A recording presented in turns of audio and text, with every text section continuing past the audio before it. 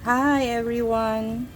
Nagluluto tayo ngayon ng noodles. So, this is Korean noodles. Nilagyan ko siya ng carrots just to enhance it, no? And maraming sibuyas puti. Yan ang nilagay ko. And konting murang luya. Yun yung nilagay ko.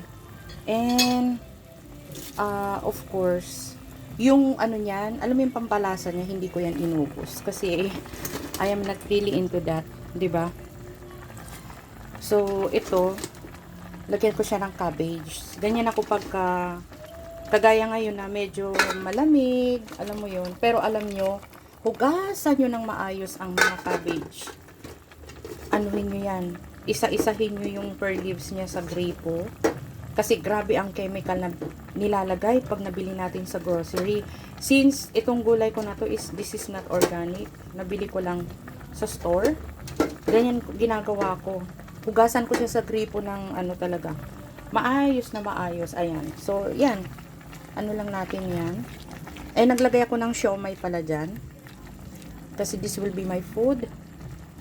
Naglagay ako ng siomai.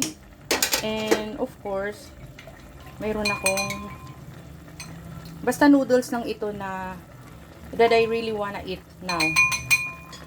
Paghalu-haluin na natin mga natitikman natin sa resto. So, I put egg. For now, hindi siya buo. Binatil ko siya.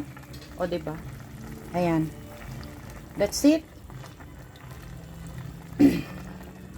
Ganyan ang ginagawa ko. And, I have to put this. Ayan. Galing sa garden. Nagtatanim ako ng mga onion leeks para at least, 'di ba? So 'yan. Oh, luto na 'yan. Let's eat na. Let's eat. And my kimchi. Of course, may kimchi tayo for that. So, kain na po tayo. And have a blessed day today. Take care everyone.